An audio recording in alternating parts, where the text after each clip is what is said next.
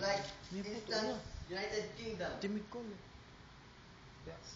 The use of CCTV become more common in establishments which are prone to security threats.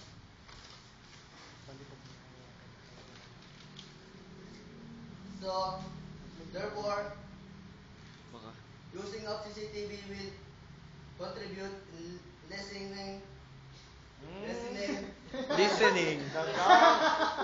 lessen crimes and prevent theft. Personal use of CCTV technology has become more widespread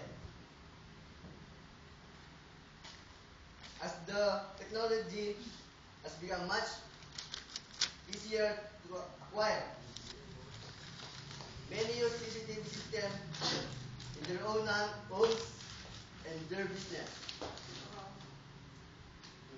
I am suggesting that each establishment on national roads must put up CCTV cameras and even in public places.